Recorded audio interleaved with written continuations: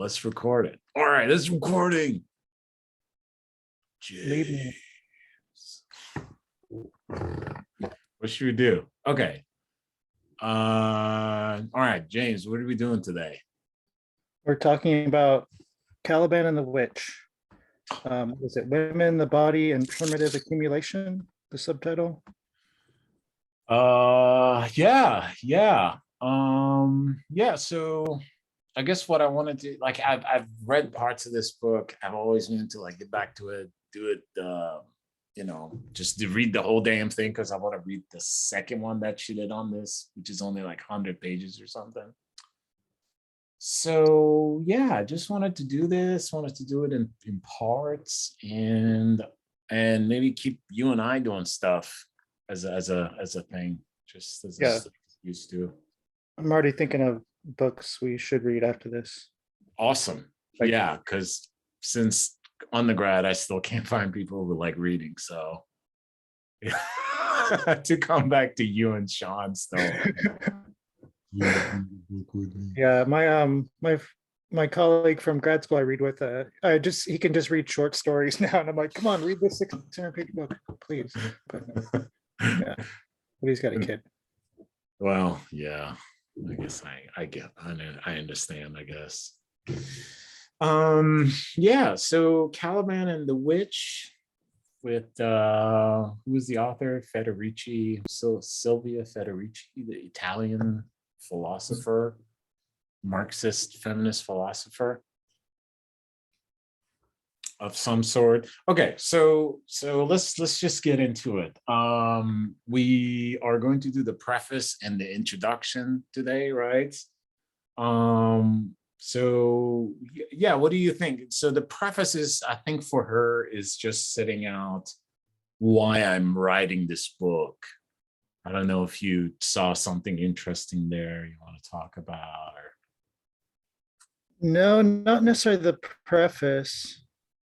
I mean, her whole project, I think maybe it's more in the introduction. What I first found interesting is her kind of analysis and her focus on Marx and Foucault, but also her departures from them.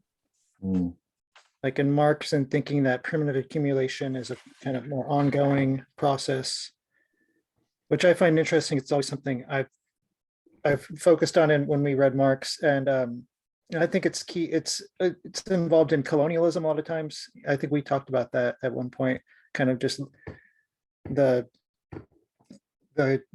businesses or the kind of imperialists come in and kind of set the foundation and displace people from their land and all these things that happened in England at the time. And also her departure from Foucault and that kind of centering women, or at least including women in the kind of historical analysis. Yeah, that's definitely really interesting what she does with Marx and Foucault, or more interestingly, I guess, against Foucault, which we'll get to talk a lot about. And good thing you and I are probably should not be allowed to read any more Foucault from people that I know.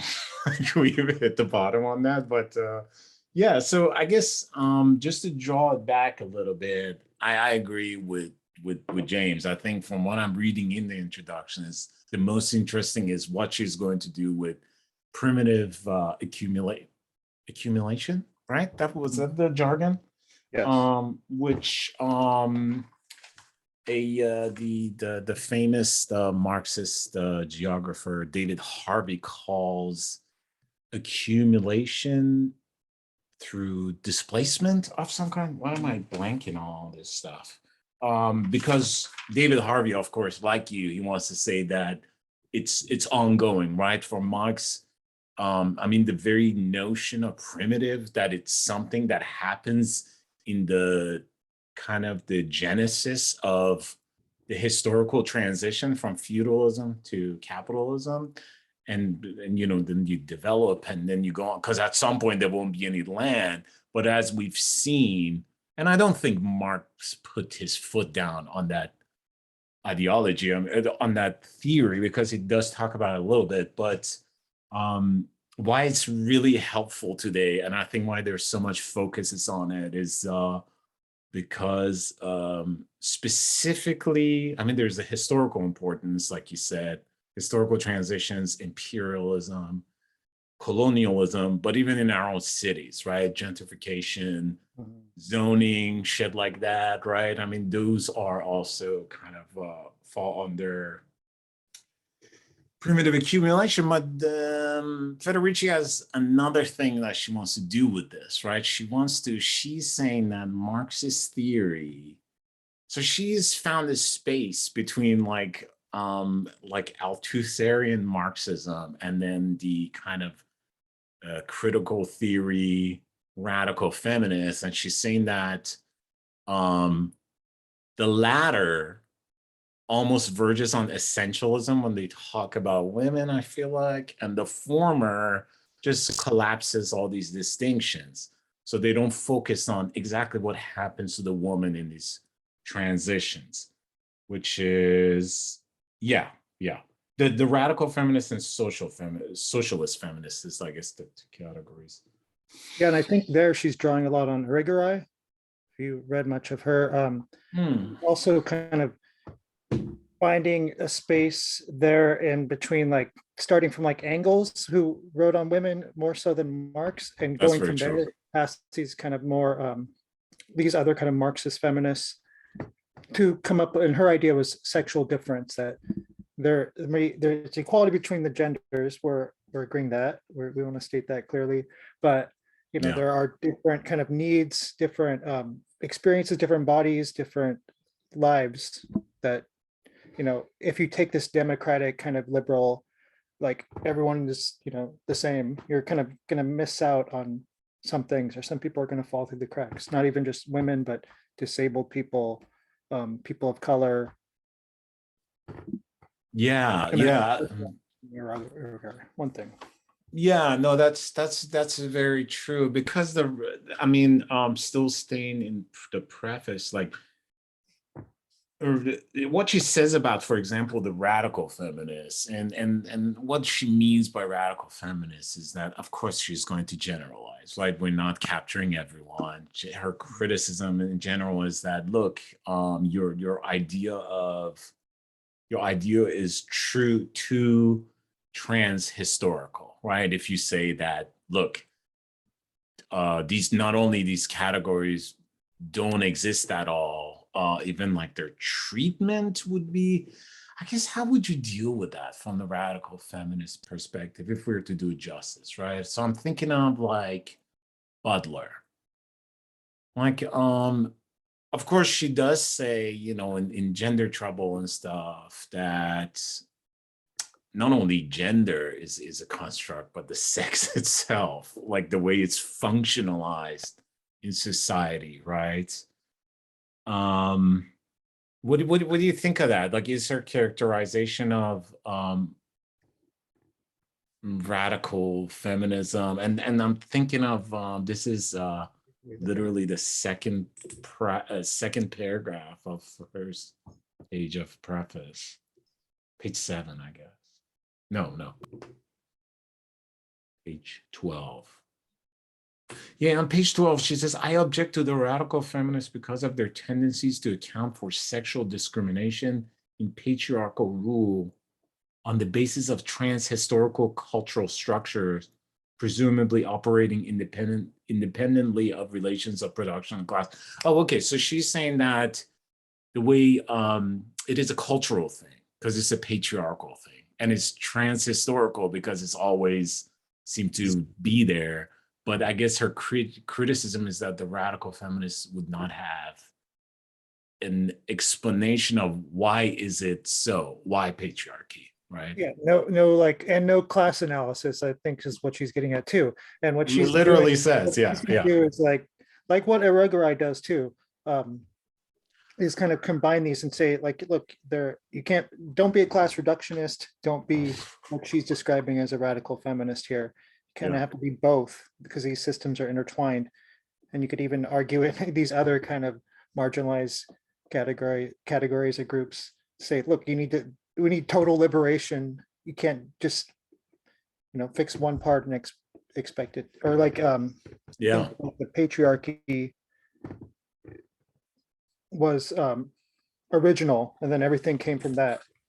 Right. Yeah. Yeah. Because then, yeah, I guess like, and we've already said, like, that would be like an anthropological perspective without anthropology. I mean, it would be just be Yeah, like, and we could argue about that anthropologically too. I mean, you might even argue that there was a primitive communism in some groups, early groups, yeah. or women even might have had um, Catherine Burdick, she's more of a science fiction writer, but she also wrote about gender, argued that, you know, the patriarchy is because women have more power, they have the reproductive power, so men needed to do something to take that over. Oh, right. Yeah. Yeah. They're And kind what of you fight against that, do what now? to like assert their own dominance through violence and control.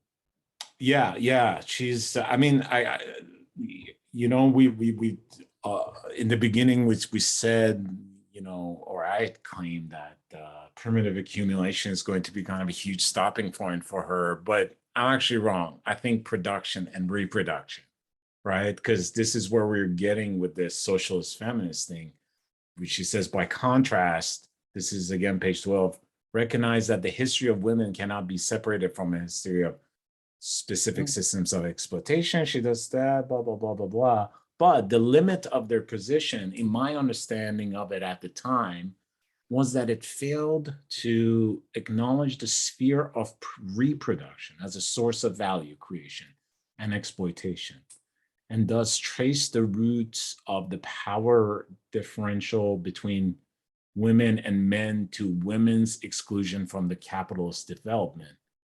A stand which again compelled us to rely on cultural schemes to account for the survival of sexism within the universe of capitalist relations.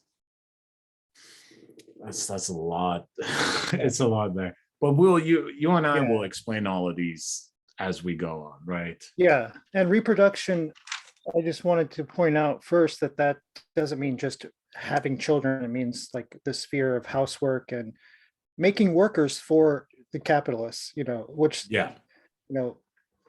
By capitalist logic, they should be reimbursed for that. They're putting in labor, value, adding value. Yeah, right. I mean, offering up labor for the market, I guess. That's true. I mean, and Marx talks about like, look, at the end of the day, you need workers. Like at the bare minimum, you need the worker to be able to reproduce himself from the next day, right? Like, so you have to give him just enough that, you can get a house, you can get food. And I think about the tax class a lot. Like, I'm just like studying taxes, you see like all this mass of time and value that you're wasting for work that are not compensated, right? From like all the miseries that are like derived from work, they seep into your quiet life. But anyways, but the capitalist like accounts for that a little bit, just so you're back the next day. So that's what she's talking about. But the capitalist is always seeking ways to minimize that minimum. And then the state is in cahoots with the capitalist through like what you're talking about with taxes and other means. Of course, yeah, and the value creation, of course, we'll get to those Marxist terms later on the line. Another thing that came to mind, yeah, we could go more later on that sentence you just read, was the cultural schemes to account for the survival of sexism.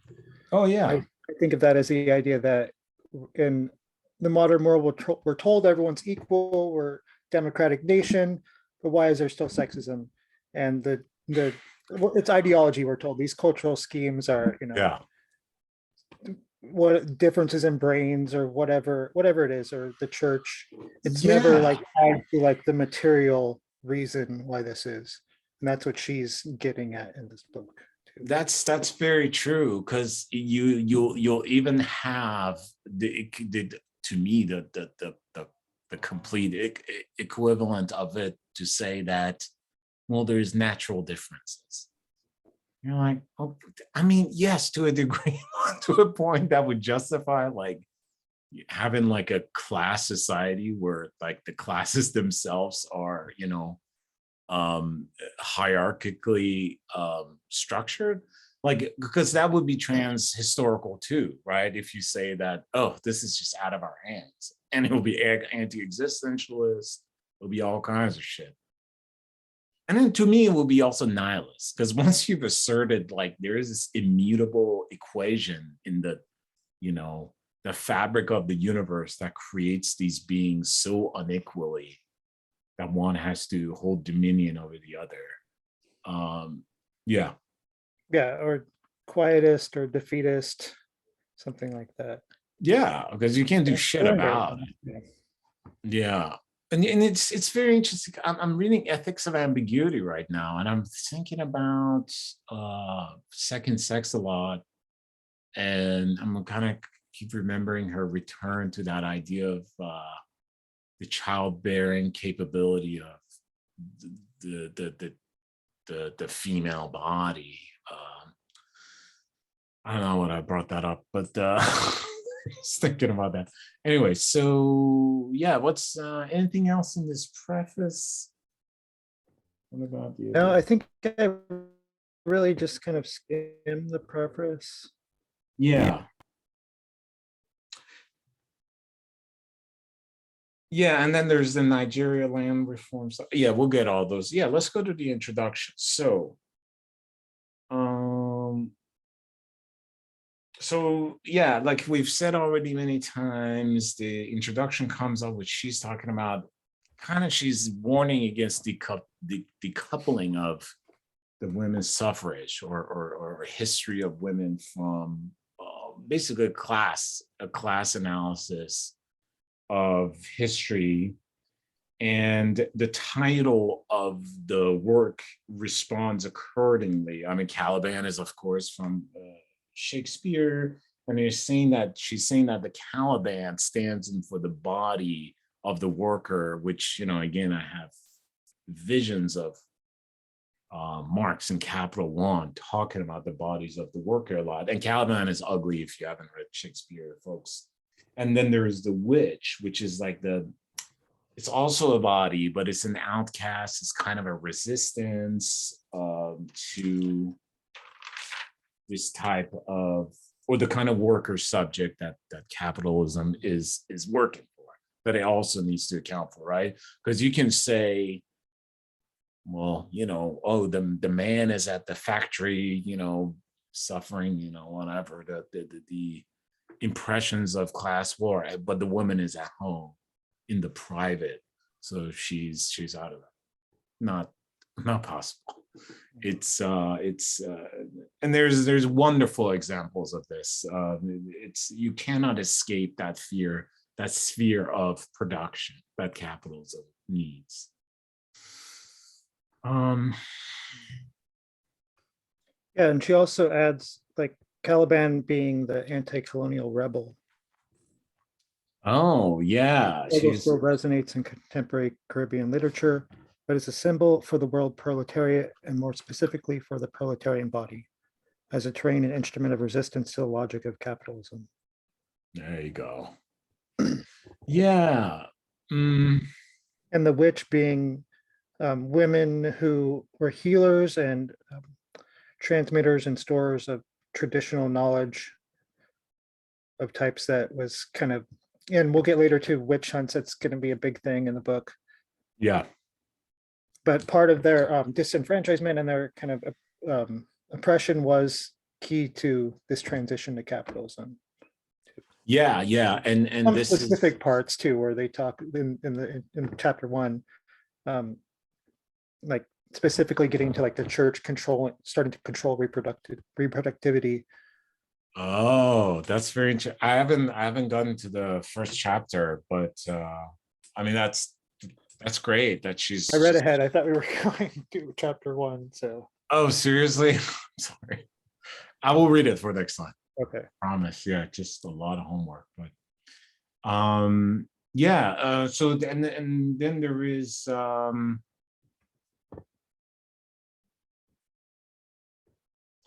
so there is this other motivation behind this.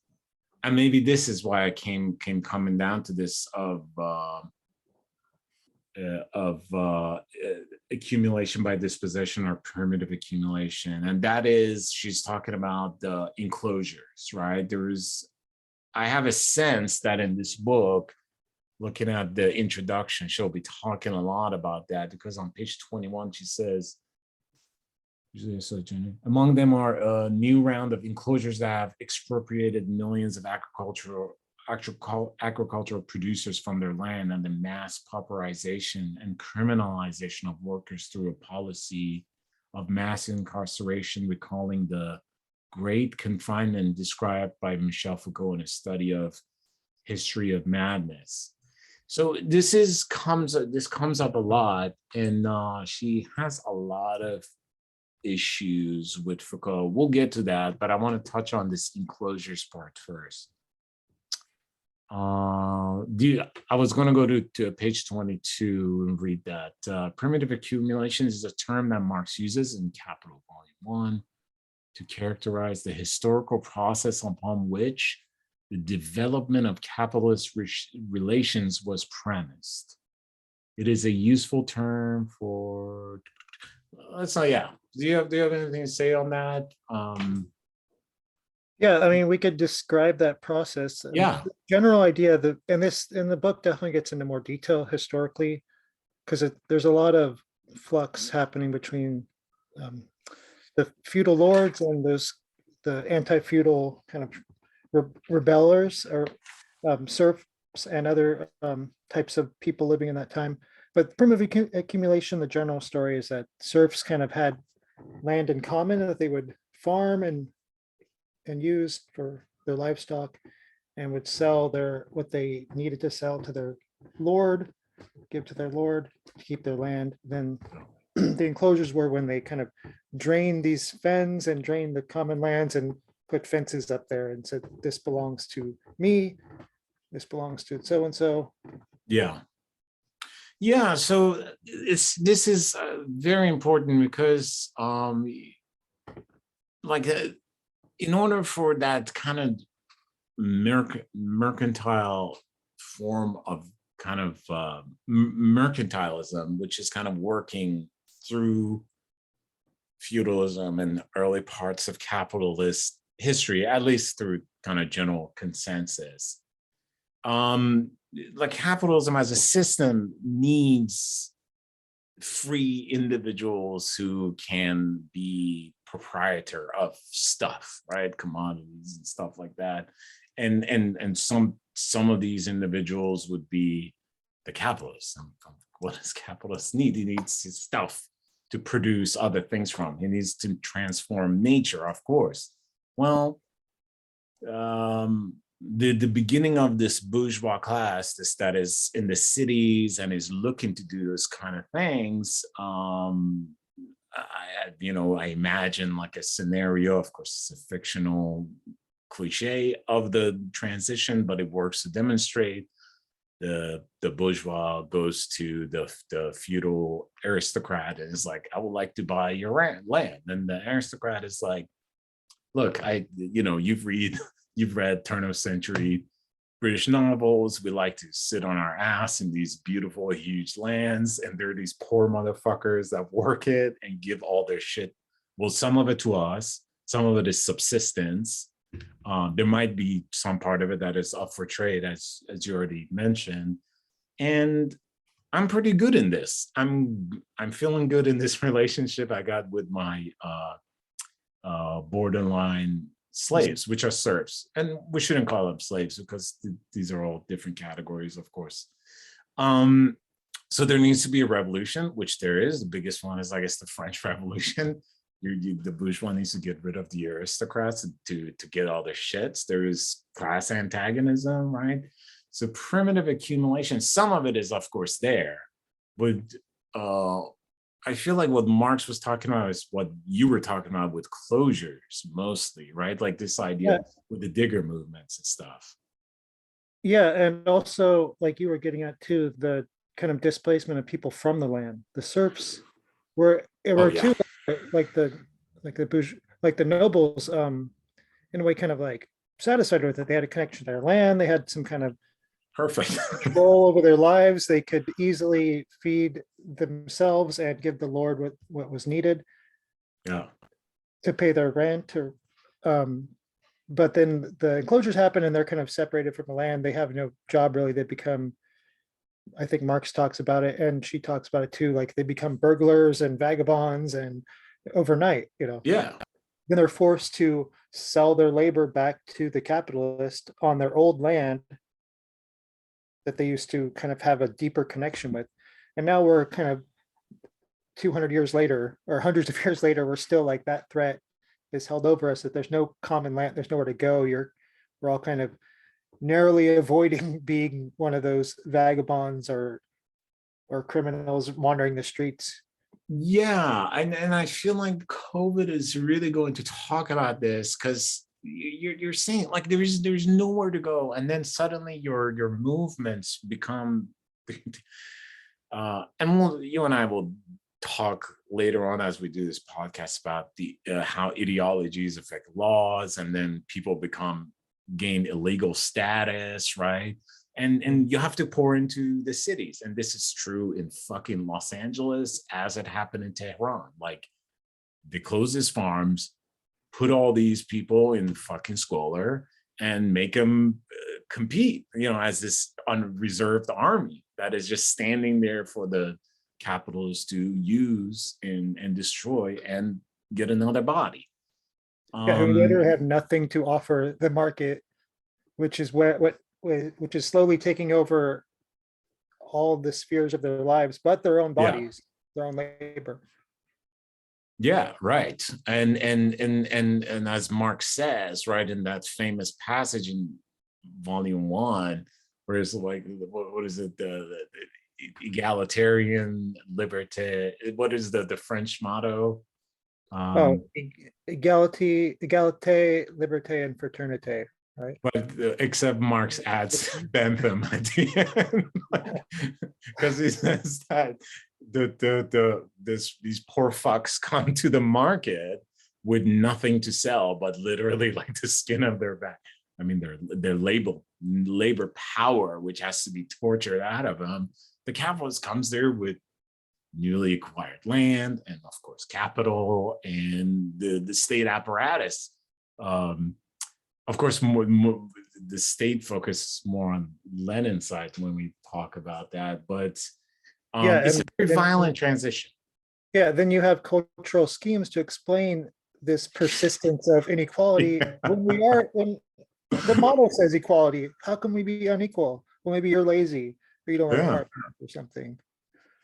Exactly. I mean, it's the like the passages you read in like Upton Sinclair's Jungle are around right now. Like it's weird. I talk about this a lot. Like, of course, when COVID hit, and right now people don't know, but there's like some people don't know that there's this massive kicking out of people out of their places, right? Because our gracious state pulled out all the stops from landlords to doing that, and there was no material help to a lot of renters and even the home buyers. So there was kind of massive kicking out of people. Yeah. So when I walk into school, you see like families that used to, I imagine, the cars that used to carry families, like vans and stuff, big minivans, to work and school, all that, and now they're just full of household items sitting in the parking lot. And I'm 100% sure that if a cop goes by, he's going to tell these people to move.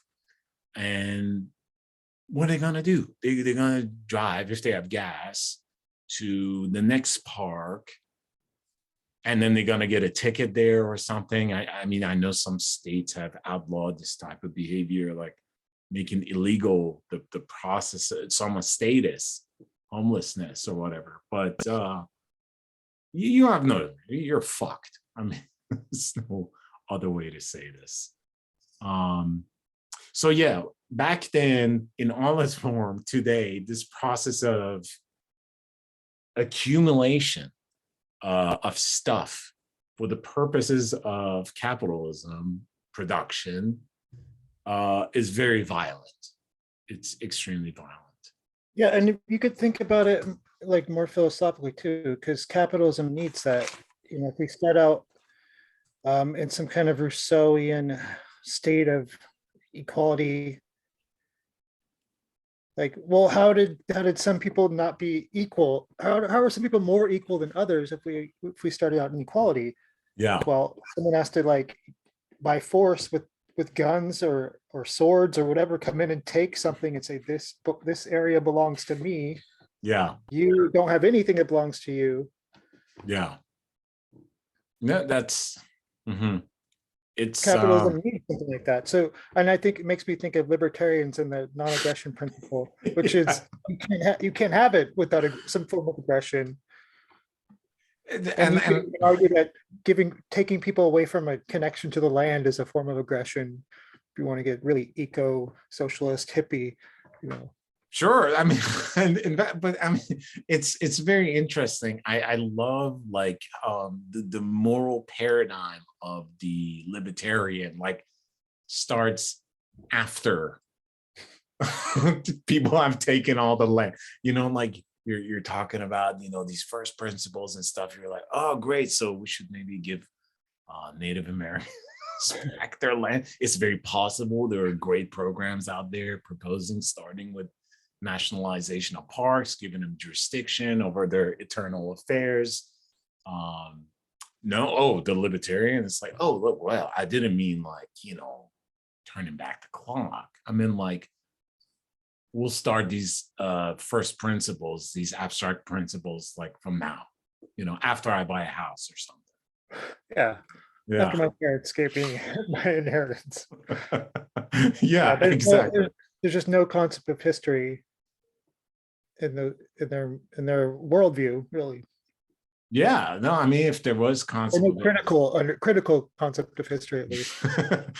yeah, it's just it's a trans-historical, essentially, I feel like, because it just needs to oh yeah, it makes me depressed thinking about libertarians. So let's so how do women fit in all this? Because this is part of this story, right? Yeah. So she's saying here that she has three kind of main inquiries, and this is on page 23, 22, I think. It says here, examine it from the few. Okay, my description of primitive accumulation includes a set of historical phenomena that are absent in Marx and yet have been extremely important to capitalist accumulation. They include the development of a new sexual division of labor, subjugating women's labor and women's reproductive function to the production of the workforce. James, you already mentioned that. Do you want to say? I highlighted the end of that paragraph as well. Yeah. The construction of a new patriarchal order based upon the exclusion of women from the wage work and their subordination to man, and the mechanization of the proletariat body and its transformation in the case of women into a machine for production of the new workers. Pretty self-explanatory. I mean, as you've said, I mean, maybe a little bit more. I'm thinking of, look, even the wealth of nations, right? I mean, the division of labor.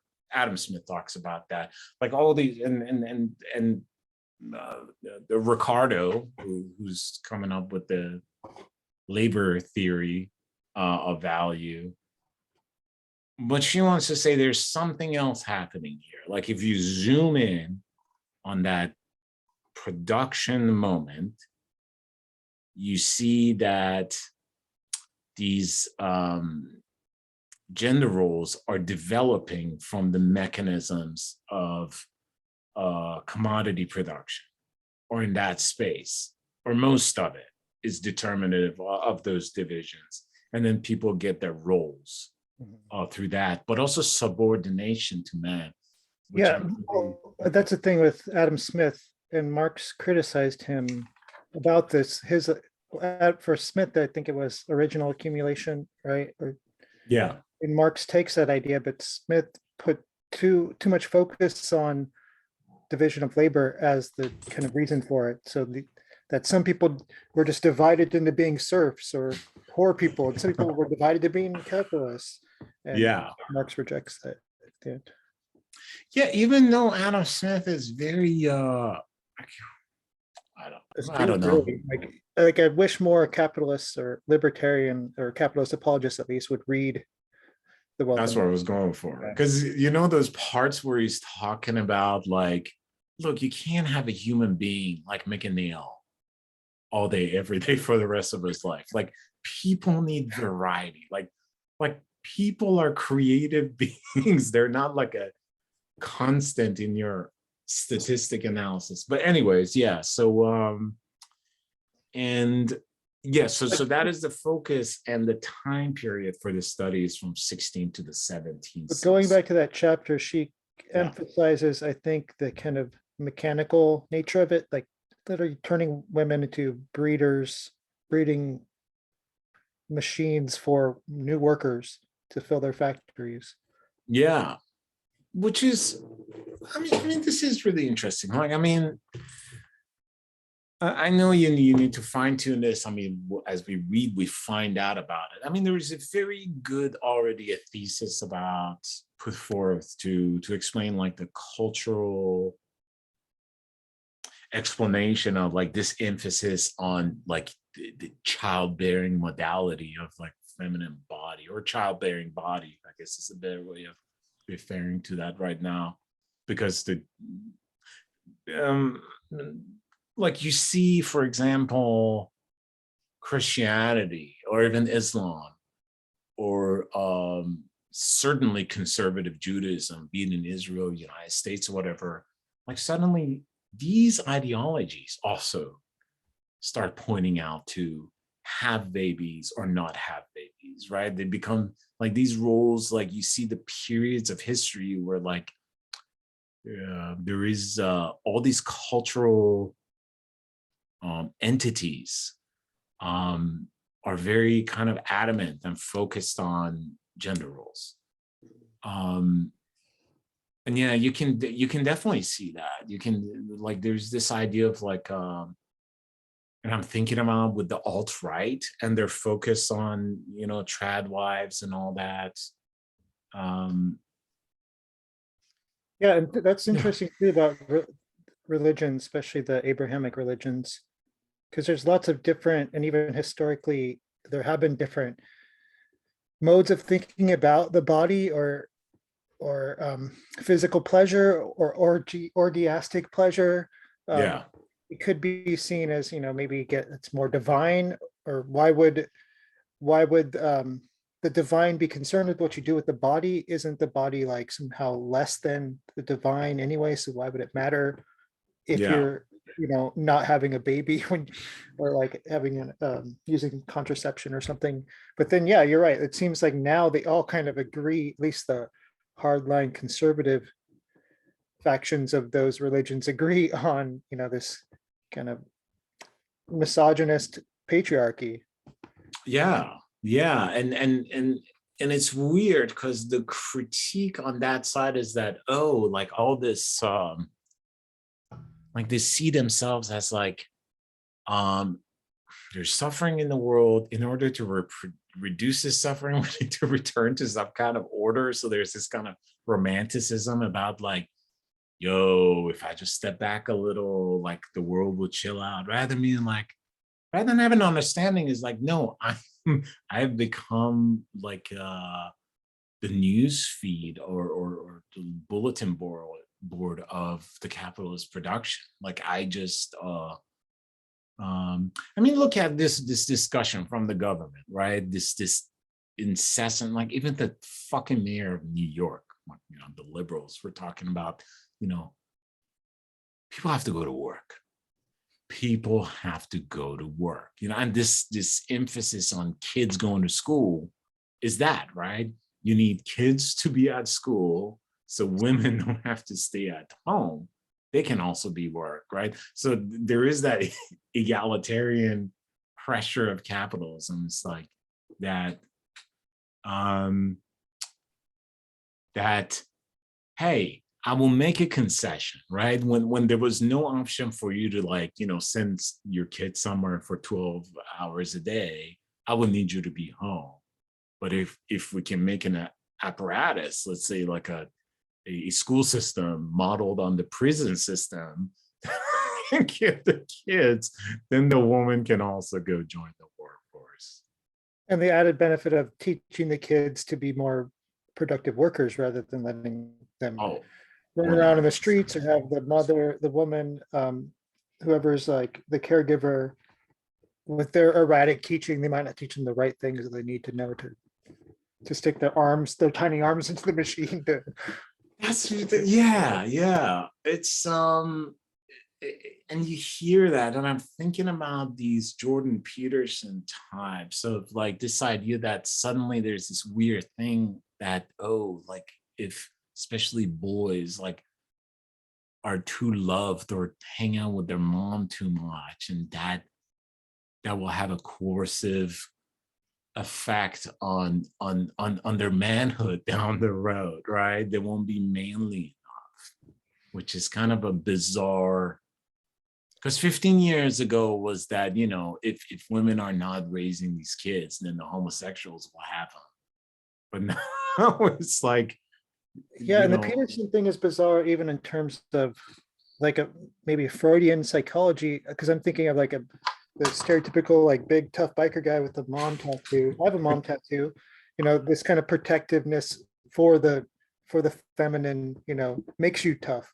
yeah, Like the man is the violent one, and that includes protecting, well, his women yeah, from other men, right, which is right. bullshit too. But like Peterson's coming in with a different thing, more like even kind of like Greek, almost like Spartan. Like you need to reject the feminine, hang out with the men, and do whatever you do.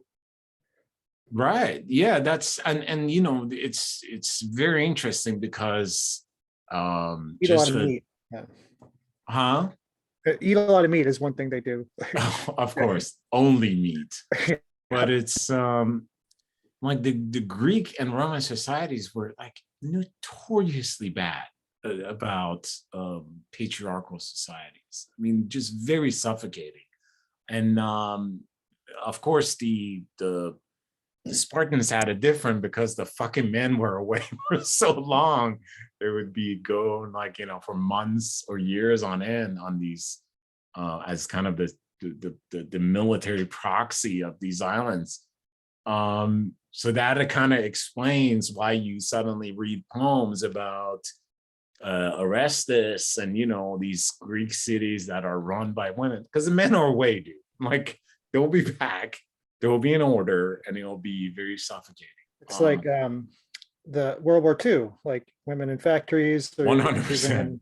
women. There's a lot of like Iris Murdoch, I think, and a few other women philosophers really like excelled at that period because all the men were gone, and shut up in class and let them like actually participate.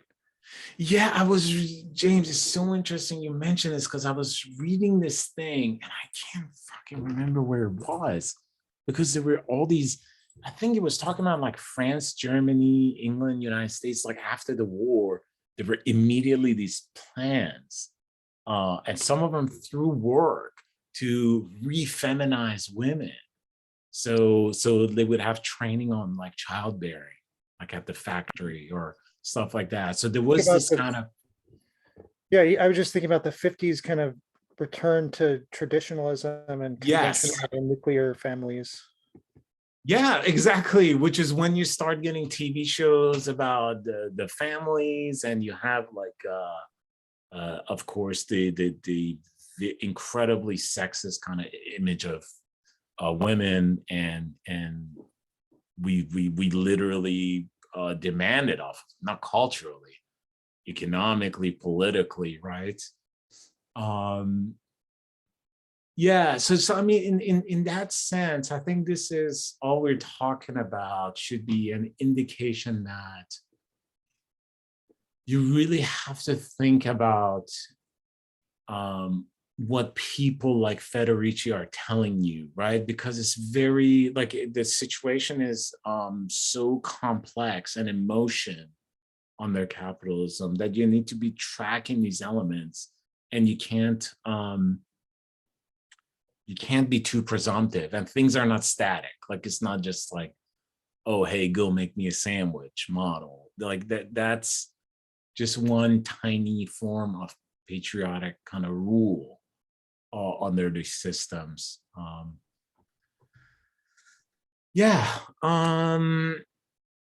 There is a second, I thought, what is she talking about here? Do you have anything lined after that section or anything you want to talk about over there?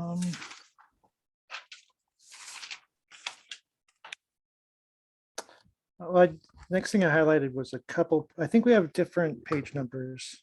Mine Oh, is okay, 14, but I think for you, it's 2 pages after that last thing you quoted. The bottom paragraph, Okay. she writes, the paragraph starts out, there are other ways in which Caliban and which speaks to women's history. Okay. Later on, she writes, the analysis I propose allows us to transcend the dichotomy between gender and class.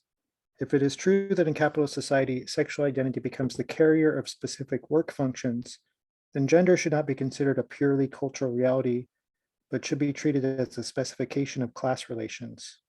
Yeah, read that sentence again. I think that's like the fucking. Yeah, I highlighted a lot more, but I'm like, mate, I'm going to stop there. But okay, I'll read it again. The analysis I propose beyond what she's already talked about doing so far allows us to transcend the dichotomy between gender and class. Yeah. If it is true that in capitalist society, sexual identity became the carrier of specific work functions, then gender should not be considered a purely cultural reality, but should be treated as a specification of class relations. So if it's true that in capitalism, what gender you are determines your function in the system, Yeah. then it's not true that It's arbitrary. it's not a true trans-historical kind of cultural reality. Just as one specification among many possible of class relations. Yeah, I mean, this is so good. This is like the times that I Now that makes me think of, as you were saying, it's arbitrary, makes me think of, we talked about this in another class, not the capital class, like reasons why capitalists try to explain like gender pay disparities and things like that, because women give birth, and then we, in our ethics bowl, work less. about women freezing their eggs. Yeah. But even that, like, that seems arbitrary too. Like we could easily, we know how pregnancy works. We could say, oh, you're pregnant for 9 months. Maybe we can let you have some time off if you work in a factory, if you work in an office. It just seems like a really kind of another cultural scheme to try to explain something that's just. Yeah, and it's funny because all the other capitalist nations are already doing that. I mean, they get it. It's just United States is a very particular model, right? I mean, it's like, when Sean's baby mama, like government job, like serious engineer, and it's like, hey, I'm having a baby. Too bad. You got to come to work. My older sister, like she had as an architect, having a baby can come to work. But other capitalist nations, especially European ones, they account for that. And I think it's then there is that thing because there is like you're covering over the antagonism, right? Like once you're like, hey, you know what? Take 4 months off. Your husband, also 4 months or 6 months. I don't think of it as a socialist reform, because as I was saying earlier, they're just actually being more capitalist and paying women for their production or their labor. Yeah. They need workers, they need new workers eventually. Yeah, and I bet they've considered like the intensity versus like I'm sure when you give someone a little rest and have them come back, they'll stay with you longer, they'll work harder and all that stuff. We just yeah, Yeah, and even that's not because they care necessarily, they because do not care. more advanced technologies and industries need better educated and healthier workers.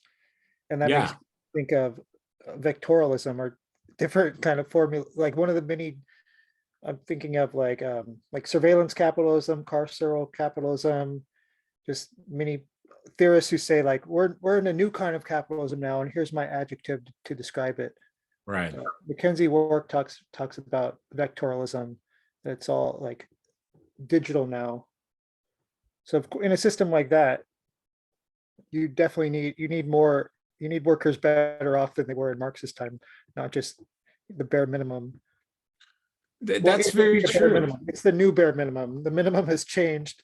Now it's like some maternity leave and paternity leave, not just a piece of bread every day. Yeah, if that's very interesting, and people can, I think, misidentify this as somehow like, oh, we are progressing through history and things are getting more gentle. No, it's not. I mean, it's like, again, go back to Marx, like, yeah, like the epistemological development that is necessary kind of gets more complex under capitalism. It's because technology gets more complex and intensification of work, right? Like we produce more, we rest less, we get paid less.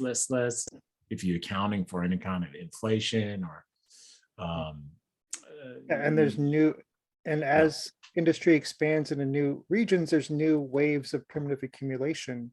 Oh, of course, yeah. Digital, like the internet was maybe, or at least had the potential to be a kind of common land, but by this point it's been enclosed Yeah, for the most part.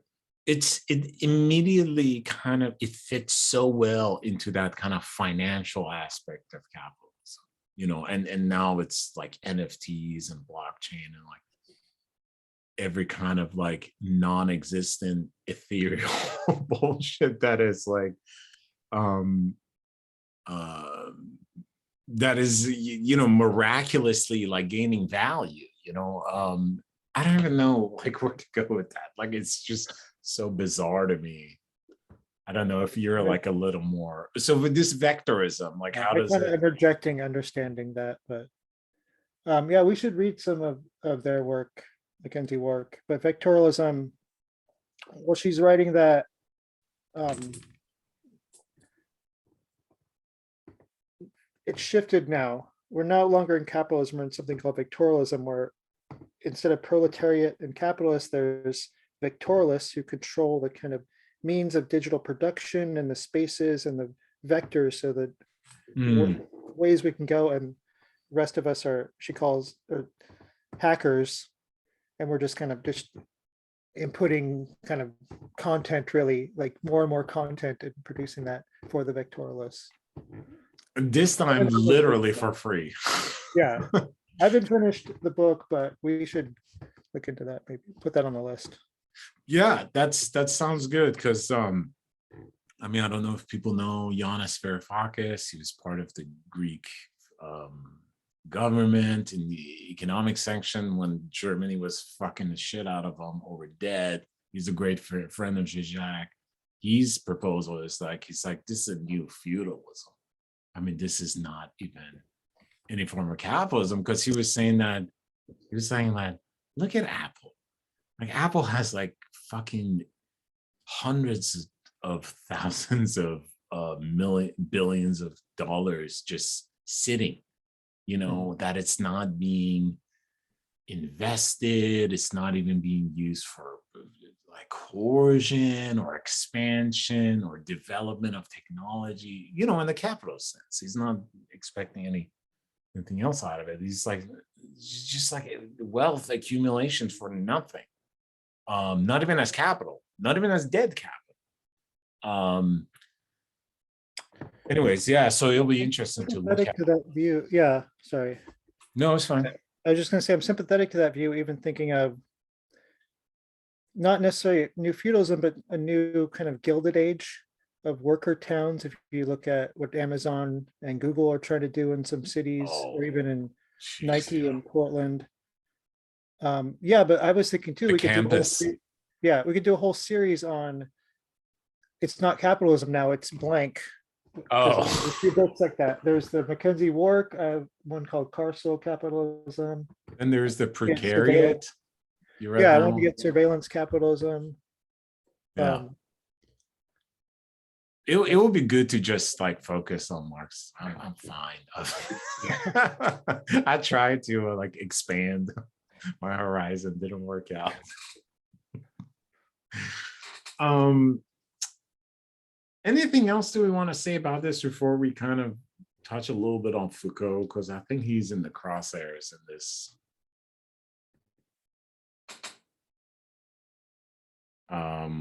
yeah, I just want to get back to that quote. Oh yeah, please Yeah, get whatever you want to because- touch. Yeah.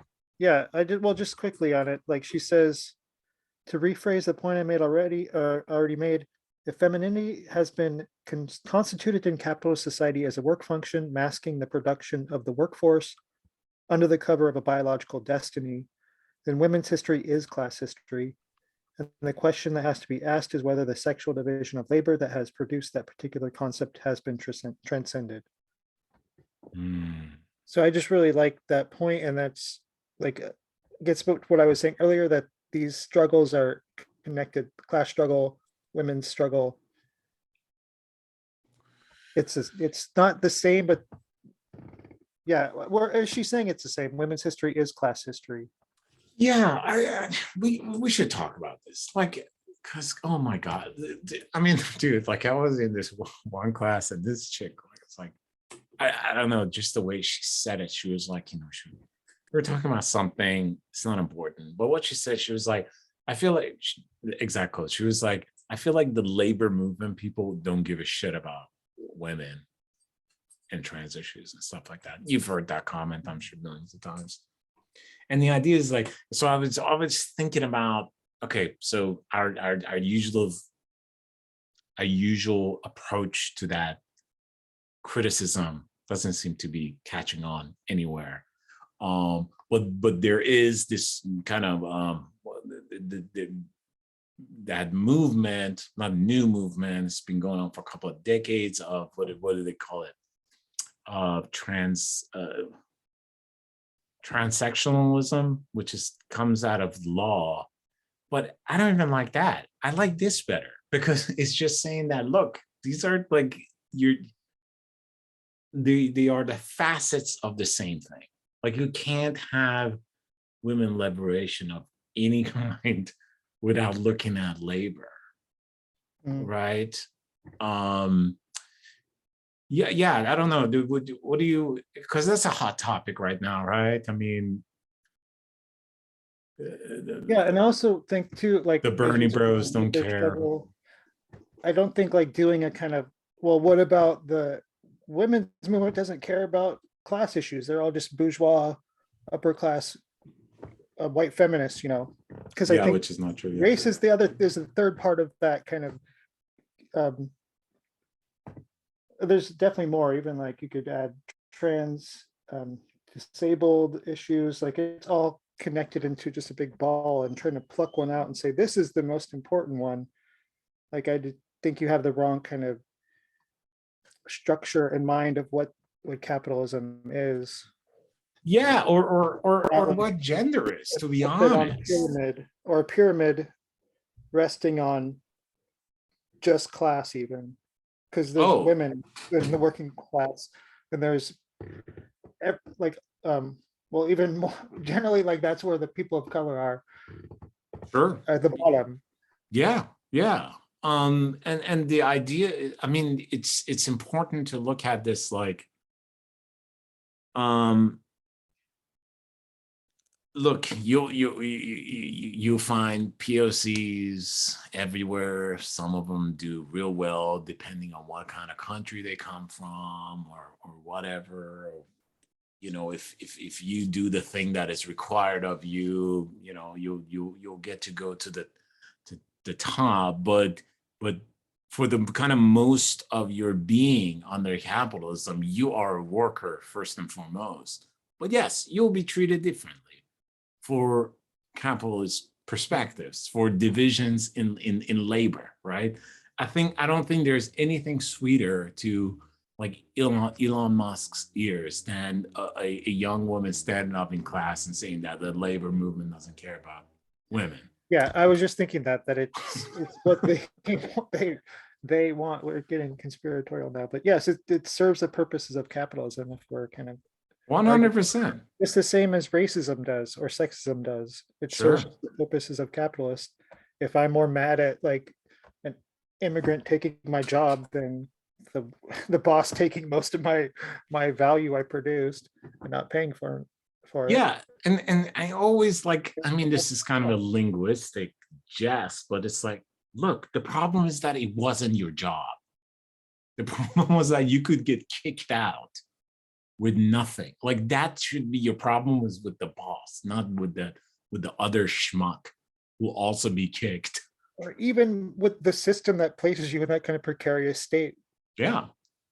You have problems with capitalism. But Or yes, you lose that job that you thought you had, and then 2 weeks later you're destitute. right. Or, you know, every once in a while I get on Uber or something, and you're like, hey, so what's going on? And all these people have like real jobs that I've never had in my fucking life.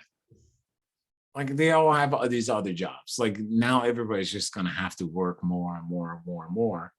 But again, yes, there is that woman becomes a legitimate category to consider, because there is a certain type of treatment that is like handed down on that subjectivity.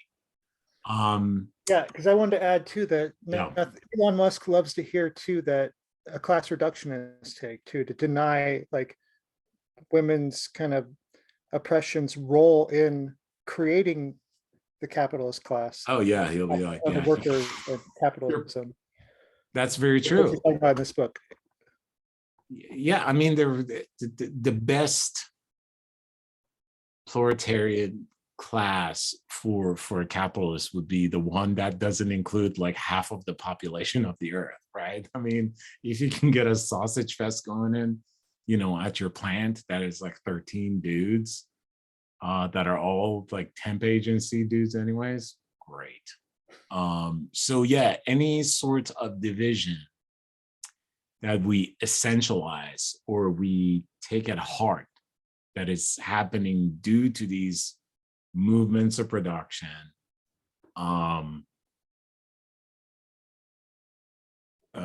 have to be overcome in any movement. But I guess that would be another book. We're just doing an analysis here. Yeah, okay. 1970s with the history. And this is really interesting. Yeah, I don't have a page number for this, but one she said here, I have it in my notes, I don't know where it is in the book, that but same thing we're saying, but in a different form, because she's looking at historical transition moments, because she said that the killing of witches, the slave trade, and the enclosures are kind of in the same matrix, and that's what we're exactly what you and I are saying, but in macro, right? Because to the slaver, your skin pigmentation is down the line. What's important, that all the free shit that you're going to be doing, and then the kind of the discourses of race and racism develop after that. I mean, Ta-Nehisi Coates, I'm not as, you know, don't love him, but he has that quote in Between the World and Me when it says, what is it? I haven't read that. Racism is the father of race, or something to that effect. it would work backwards too, I guess. But that these things are secondary. If we were talking empiricist kind of jargon, like there's secondary categories to your essence as a human being, right? Am I articulate? I don't feel like I'm articulating myself Yeah, well, I think because what I'm thinking of, or what you make me think of is kind of like the invention of race yeah, from like an ancient Greek kind of idea of more language do you speak, a linguistic kind of grouping of people, yeah, then the Middle Ages, whole mess there. But then with slavery, this kind of invention of using race, skin tones to kind of differentiate people really is a yeah, convenience because there's nothing inherently different, obviously, but at the time the Europeans were able to colonize and force these people into working, and it just made it convenient to say, well, we're doing this because, you know, you're from Africa, you're this color, kind of right. reversing the flow of causation.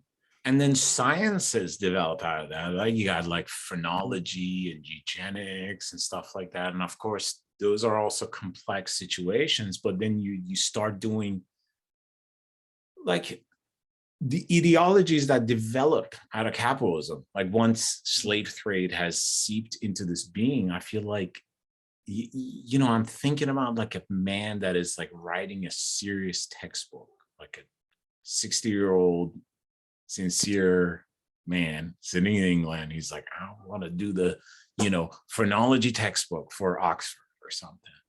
Like that subject is like, it's not like there are these, like dark clothed, like evil people sitting like, like there are people like starting because of the ideology that is kind of seeping out of that material construction, like start seeing these things, like start believing that yes, there's like differences in skull thickness or bumps that then like complements your like servitude behaviors or something, right? But then at the same time, he's probably very friendly to his black servants. He probably might even have black Yeah. friends, but can still have these kind of contradictory ideas, which is making me think of something we talked about in class. Can't really remember, but we talked about this idea too, this kind of paradoxical view that racists have.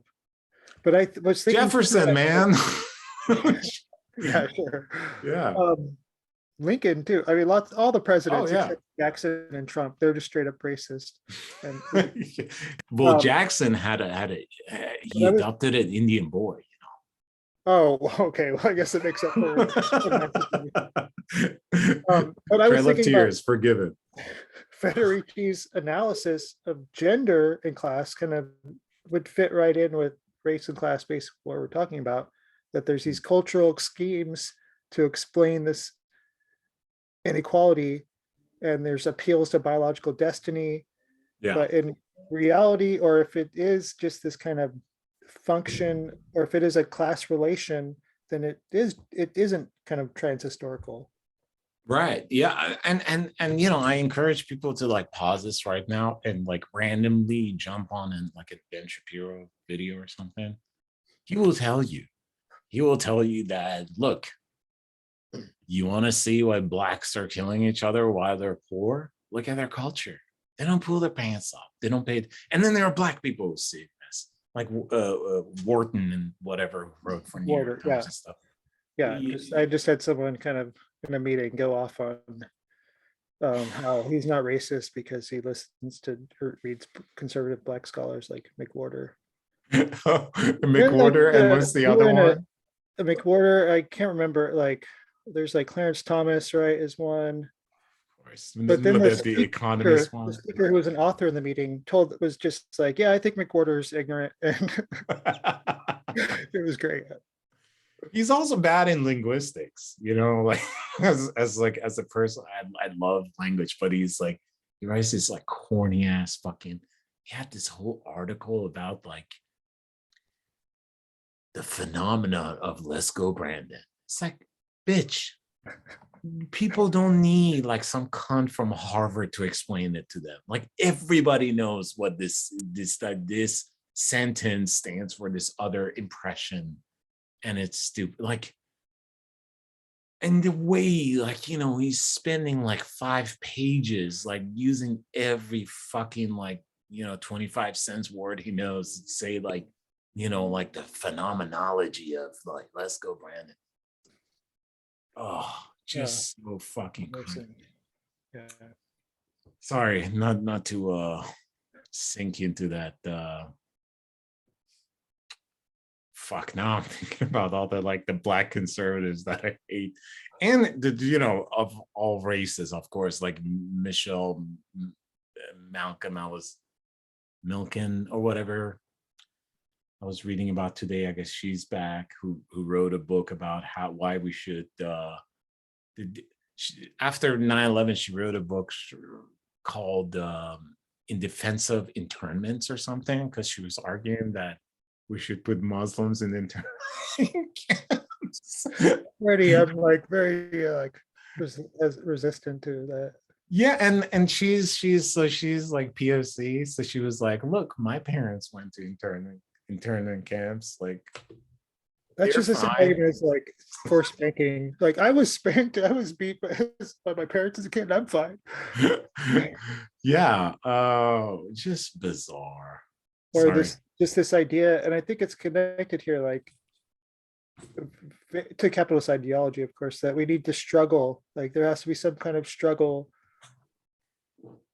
Yeah. We can't just have it. We can't just pay. We can't just give people money or food to survive. People, you know, life is about struggling to, for whatever reason. Even if you're sitting on like just unspendable amount of fucking money, like how much is this? Yeah, Like it what doesn't was seem like? like a struggle. The poor people, the working class, and the poor people are the ones struggling. I know, but it just seems like you know, just like talking about these issues like a lib and not from a revolutionary perspective is like, yo, like $500 billion, you're not gonna be able to spend that, dude. Like, I don't care how much of a douchebag you are, like there's not enough stuff in this reality as we speak for you to spend it on. Yeah, Anyways, yeah. I've seen Brewster's Millions. It's hard to spend a lot of money. But you Yeah, want to talk about Foucault, right? I mean, you know, I want to talk about like everything Or that's given in there, but Foucault. But yeah, that's what you mentioned, and I turned on mine. It's page 16 that she starts. yeah, mine Really is good. on 33. Yeah, so I have page 30, the first one. Okay, so we got to talk about body politics and stuff like that. So, I mean, just a little, and as we go, I know I keep saying to folks, James and I will go through all these concepts, and we'll bore the shit out of you. Like, I know we were throwing out some jargons that might not be clear, but when I make these videos, I always think about like the shit that I wanted when I was in undergrad. You know, like I just wanted someone to actually read the thing rather than making a 5-minute cartoon about like, this is what Immanuel Kant said, you know, in the whole of his career. Like, I just wanted to like do close reading like we did in seminars, right? Mhm. So we'll come back to these topics, but we might just be a little brief about it right And now. really, as an educator, like too, like that's Yeah. my advice is always to, when I was TAing in school, to like talk about it with people. Like talk about it with people who don't read it, who don't understand philosophy. People coming new into philosophy, talk about it with people who don't understand it all. That way you get Yeah. confidence in it and you feel smart. Then talk about it with people that are in your class, because philosophy is very much built on dialectic and discussion. Yep. Yeah. I feel like until you know,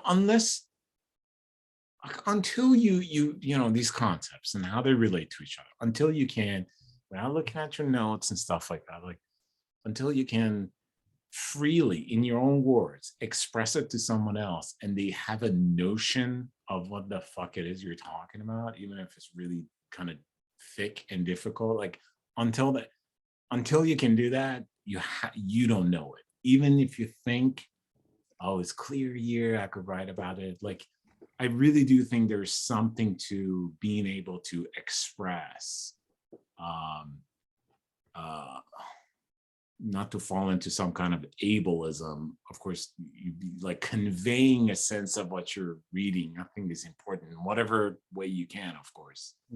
One day I'll get there, be able to do that, I think.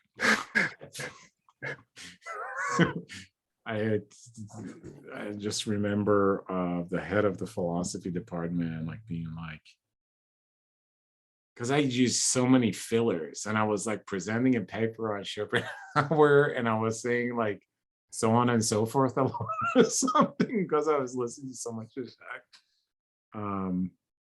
Anyways, yeah, I hope we all get there. But Foucault. Okay, so the way Foucault is important for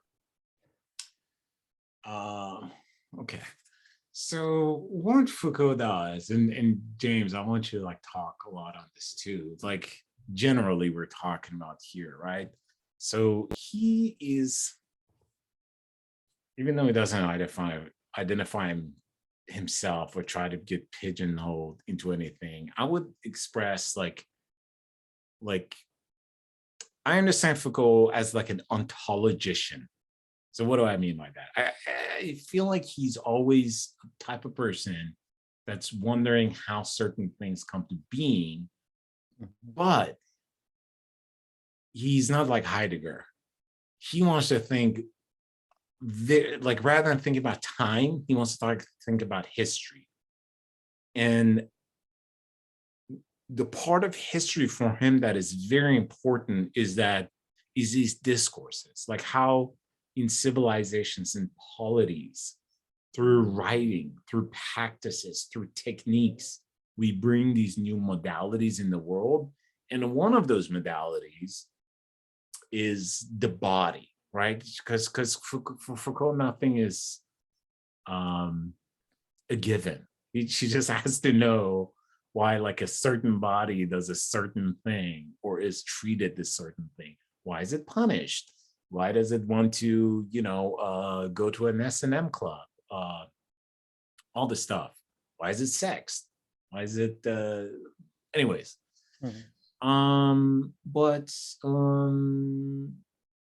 Yeah. So before we go to Federici's kind of criticism of him, what do you like? How would you like understand Foucault as it relates to this text?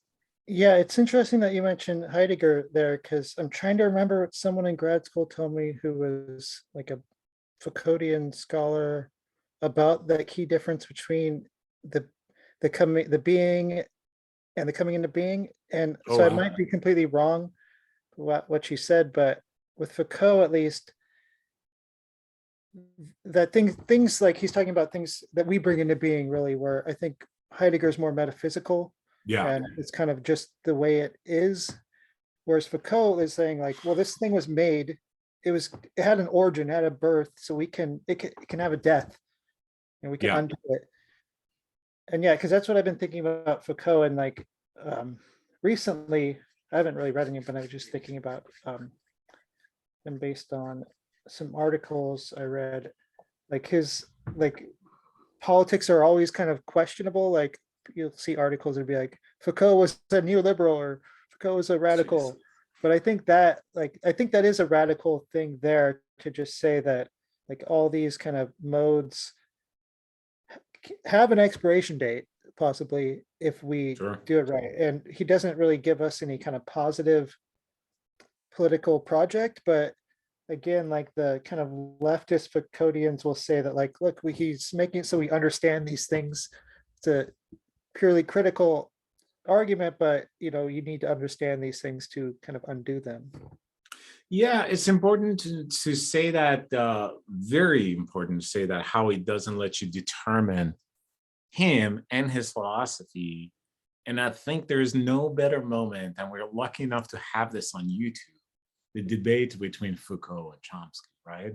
Mm-hmm. Because Foucault is also like is uninterested in values systems of judgment, at least as an applicable to the things we talk about, right? Because he's and I think Chomsky after that like in that view said he's the most like he's an amoral person. And I think that to a sense is true because he's not he wants to like explain and describe things and why they are and why they're coming and why they're going, but not if it's good or not, you know. So he says stuff, for example, like he always almost in a very Hegelian way, he matches the oppressor and the oppressed, which I think is correct for the development of consciousness, of course, but history. But the way he says it, like he says, like the victim is also exercising power in a power dynamic. You know what I mean? Like there are things that are there are these matrices of power that is like covering the whole of existence, and we're just kind of wobbling through them and creating these bubbles.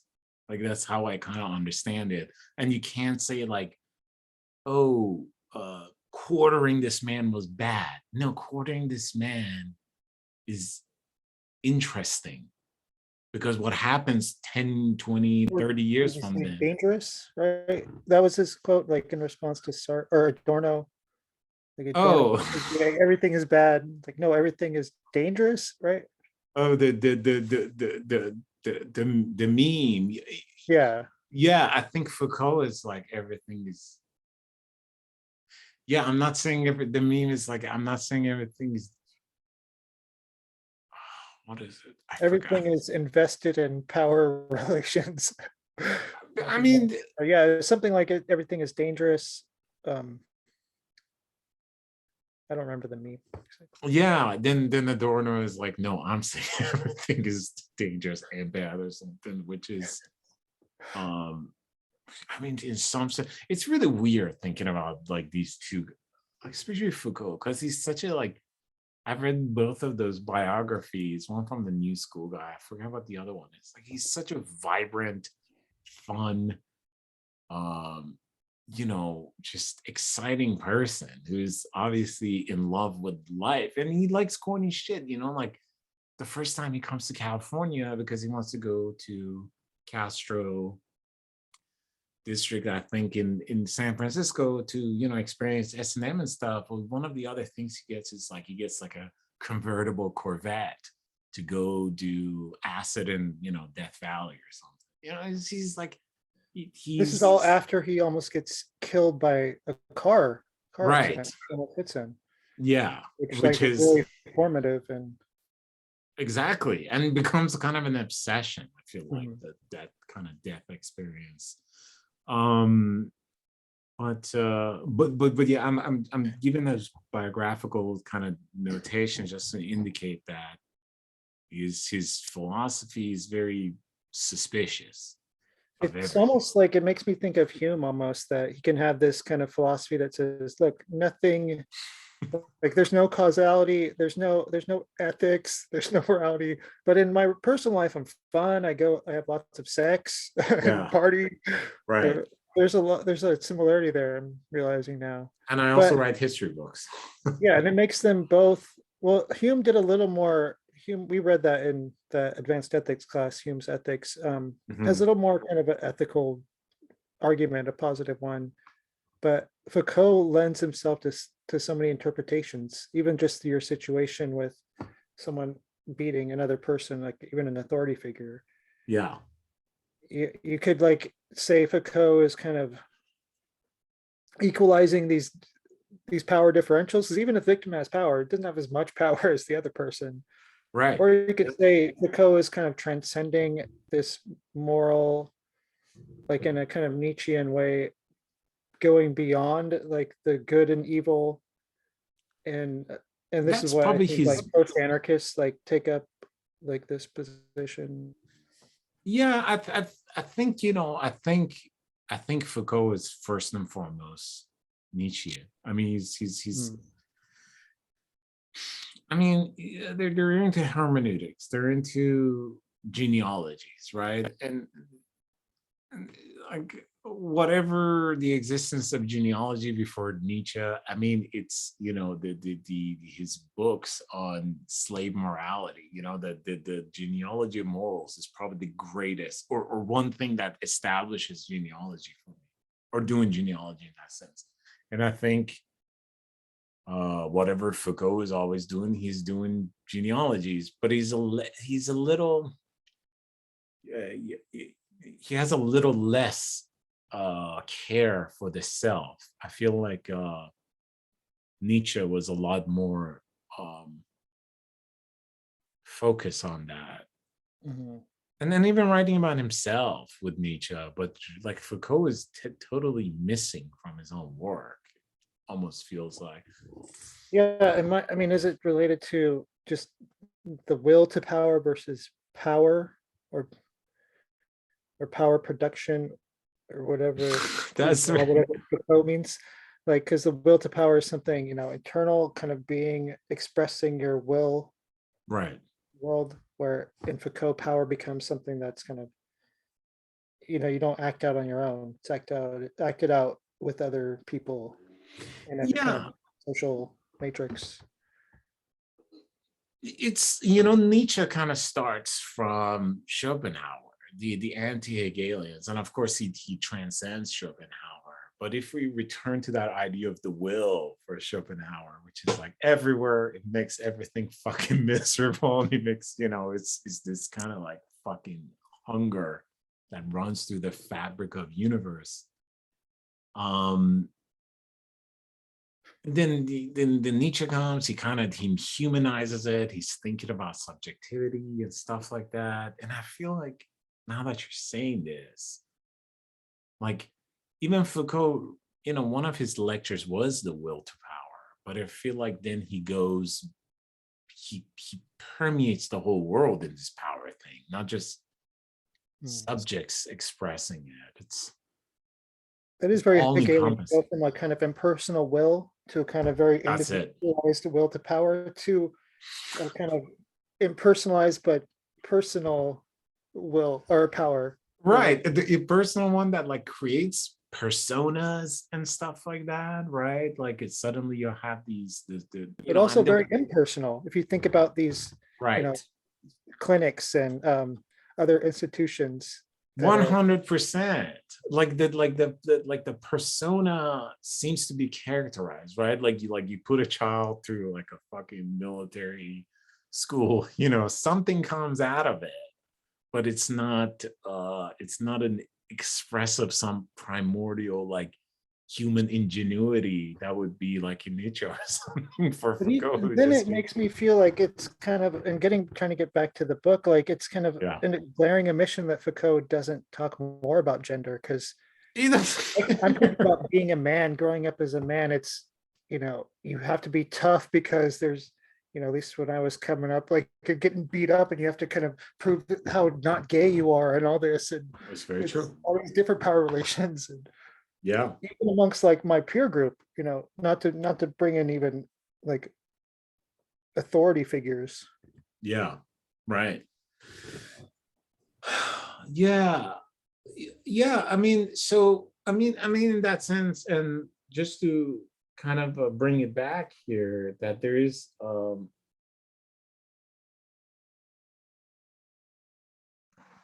what is she asked this questions on I have here on page 37. I have to might go back in there. She keeps saying like, where is the so Federici, so as actually this conversation was really good because I mean we're getting to something here because Federici wants to know about this motivation, right? Like he's like, Foucault, we can't with you guys wave our hand and talk about like these kind of characteristics or propensities and dispositions. Like, no, goddamn it, there's a class war. There are conscious human beings in it. Not everybody's acting or thinking all the time, of course, but there is interest in capitalists. And rightly or wrongly, they're acted on. Now, of course, it's not this kind of binary situations like uh, um, the situation gets complex as we get over there, but and I want to read now my citations don't match. Yeah, if you're Just- on that, if you're on that one about starting from an analysis of body politics, I think that paragraph yeah, has a lot 30. that you were talking about. Yeah, that's exactly where I am. So she goes here, so she does the body part. The end of that paragraph, she says here, Foucault's so intrigued with the productive character of power techniques by which the body has been invested that his analysis practically rules out any critique of power relations. I'm not so sure she's correct with that, but nearly apologetic quality of Foucault's theory of the body is accentuated by the fact that it views the body as constituted by purely discursive practices. That's grad school type of shit. And is more interested in describing how power is deployed than is identifying its source. What do you think of that? Yeah, I think that's how I read Foucault, but I don't think that's the right, or like the deepest take on Foucault, or like Foucault scholars would say that that's kind of what we were talking about earlier, this kind of the cop beating someone. Oh, Yeah. the victim has power, cop has power. They're the same, but I think a deeper They're reading of creating each Foucault, other's subjectivity. interpretation would say they're yeah, it's not the same, and it's not just kind of equalizing this and desubjectifying power. Yeah, and you know, to Foucault's credit, it's like And I'm using trying to give France. Foucault a lot of credit here. Yeah, no, I hear you, and I think, you know, this was the '60s. He was like every fucking buddy else is a Marxist doing Marxist analysis, and I know there is a lot of Marx actually in Foucault. Of course, there's good arguments for that, but it's true. On face, you're reading things, you're saying these discursive movements, but but as she goes, the power by which the body's produced appears as self-subsistent. So she's saying that, like, the motivations, the historical developments are not there, but they are actually. Like, if you read Foucault, that's all he's talking about, like how these things are coming through history. But yeah, the economic relations and social relations, those are kind of not paid as much attention, or at least, I don't know. I just don't know if that's true. It's just Yeah, and I mean too, he did die young, and toward that there you go. that third kind of period of Foucault is one of the most interesting to me, where he's talking about biopower and Oh, right. those lectures. Yeah, So maybe these would all be kind of incorporated into his system, or at least added on. yeah. I can definitely see that. Or, I mean, because in a sense, I mean, that archival production of knowledge that he's very, you know, I remember you and I like reading the lectures on biopolitics, and you know, you see that cover and you're like, I just want to buy this fucking book and go home and like read it 3 times. And then you start reading think it, about and it. there's these long lectures about these archival product of so and so fucking government. It's, you know, and it's just so dry. Like, that's how he's extracting these things.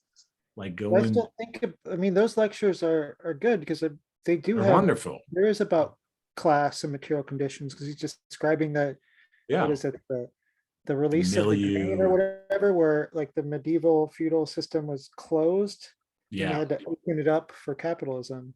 So I definitely think maybe he was starting to get into those kind of ideas, and it could be it could be connected to what we were talking about earlier, like his accident and his kind of this self-discovery period of taking acid and going to S&M clubs. Maybe Yeah. this he was developing these ideas. We don't know. That's not really a good defense of Foucault, because you just have to It work is with what though, you because I have, think I But you think could say you're that's a right. point. Yeah, like Hitler might have been nice eventually or something, but doesn't really justify it. Foucault should have known better at the same time. Why wasn't sexual difference in his? He was a genius at the start, you know. Yeah, I think he just felt the uniqueness of his work, and it was, I think, to be another French person that is doing class analysis for him. It would, I mean, I see like Foucault as like a true punk rocker. Like, Yeah, and I'm thinking too now of the drawing diagram that Sager drew on the board, where Marx for political economy is the big circle. Then there's all these institutions, school, church, with right, smaller circles within that. But barracks, for Foucault, clinics, it's yeah. just a collection of circles kind of loosely grouped together. There's no overarching political economy to analyze. See, that's the best way of putting on it. Mhm. And there's no program in Foucault. I don't think you can. I hear people trying to do that, talking about being, oh, transgressive bodies, blah, blah, blah, spaces, and all that kind of talk. And there's no like outside for there. Like, he was a very political person. For example, he was very active in prison reform and this situation in Algeria and stuff like that. But of 68. course, 1968. I think thinking of Yeah, that, I think it's an improvement on Nietzsche, because the yeah, problem for him is always like, well, he's trying to reject metaphysics, but saying power is some kind of metaphysical thing.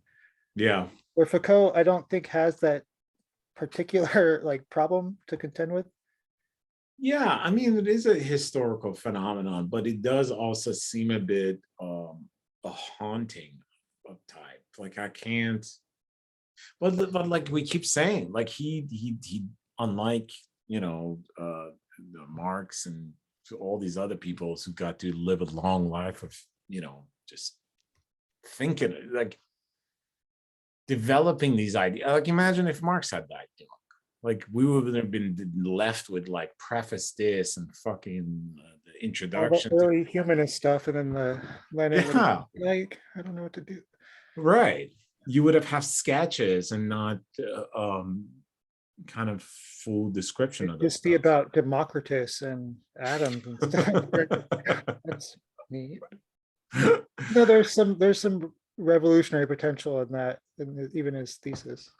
Yeah, when he was like a Greekophile, like every other fucking German. Yeah, but yeah, like we keep saying, Foucault, we'll never know.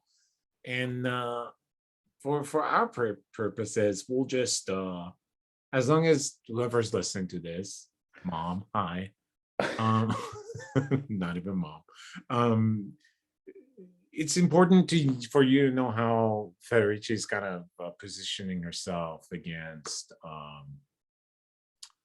Foucault, right? Like, this is Federici's Foucault that we're presenting to you. Building on Marx contra Foucault in a Yeah, way, or even exactly. maybe not even so much contra. She's not saying Foucault is wrong, but just saying that he was not looking at the right things. Because that makes me want to go back to something I highlighted. Do it. Page 16 for me, I think we have like 10-page difference. Okay. But toward the bottom, she says, in conclusion, what Foucault would have learned had he studied the witch hunt rather than focusing on the pastoral confession and history of sexuality is that such history cannot be written from the viewpoint of a universal, abstract, asexual subject. Further, he would have recognized that torture and death can be placed at the service of life, or better, at the service of production of labor power, since the goal of capitalist society is to transform life into the capacity to work and dead labor. So if Foucault would have looked at women more, he would have like been forced to like look at class analysis as well. Yeah, and and we have to keep in mind that this book was written before some of these works of Foucault were translated and became very Yeah, dominant, like there's those. a new history of sexuality since this one as Yeah, well. and those lectures that were published Mm. in you and I's youth, not I mean, I understand she's the Italian. She, Europeans usually know a bunch of languages, and maybe she had access to those, but that might be some of it. But nevertheless, her, Federici, I'm looking at historical transition, feudalism to capitalism. I want to know what is happening to the woman in this transition, especially in her personas as the witch and all that. Yeah, Foucault a little bit less. Yeah, I want to know what's happened to subjectivity. What are these techniques of discipline and torture and education, and yeah. So we're talking, there is Yeah, a if difference. you're trying to look at subjectivity in a kind of detached, non-subjective way, Yeah, it's not like the most straightforward thing, to say the least. right. And how right to kill the, oh, you just read that production of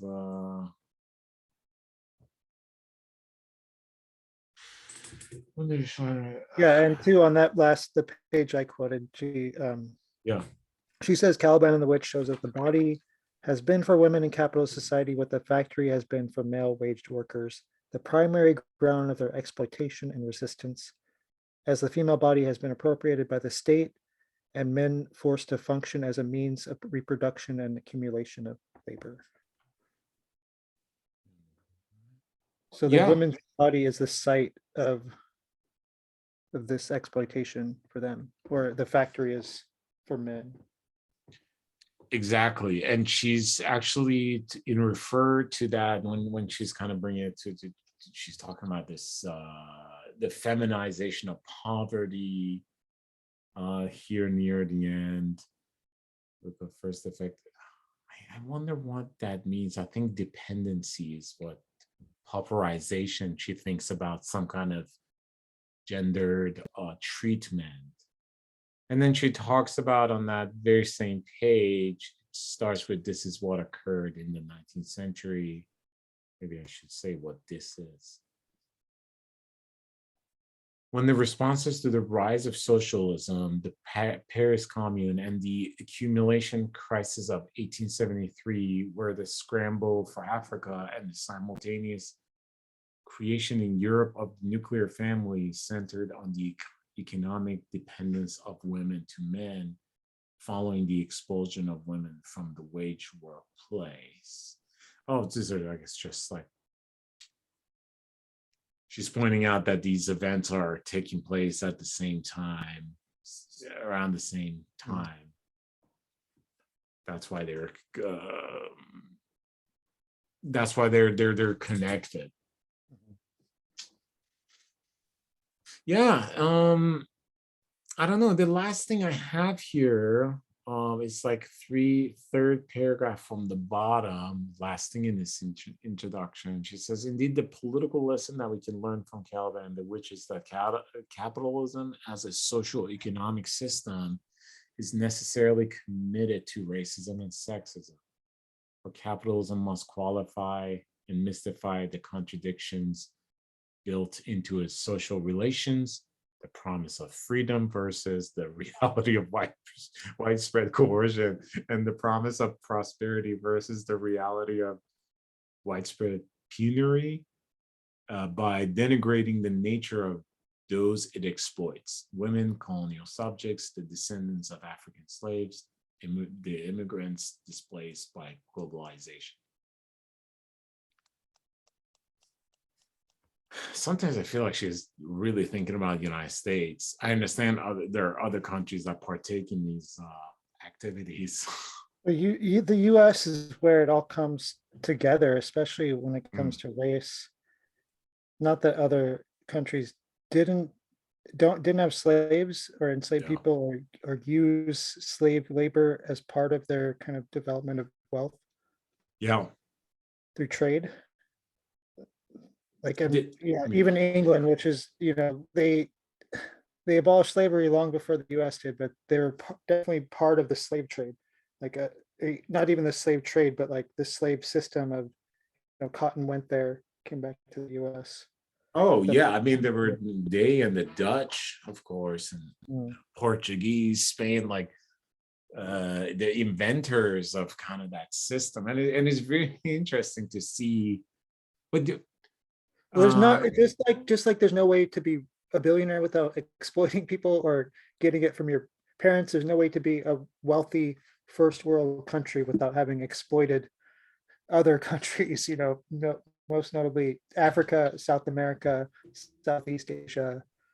yeah, and it's important to point out that like at that moment of, let's take slave trade at its peak, like you're talking about globalization, like that's when those ideas are coming, like the development of capitalism and systems of coercion, like our concept of international law and stuff are all coming from that period. All from So that grain being released, the system being broken, and now it has to constantly kind of expand, yeah, open new markets, find new resources, more primitive accumulation as it grows. yeah, then like markets open up inside of markets, I'm thinking of like Amazon now, that is like its own market inside the world markets. I mean, it's just bizarre. Well, the metaverse, as Oh, a new realm to be exploited. can't wait for that sphere of exploitation. Yeah, and on adding to that, I even like the last or second to last paragraph, technically, I guess. Her kind Yeah. of statement is even as bold, but I really do like that what you quoted, that it's not just that capitalism is bad, and it also is racist and sexist. No, it's kind of intrinsic to capitalism, the racism and sexism.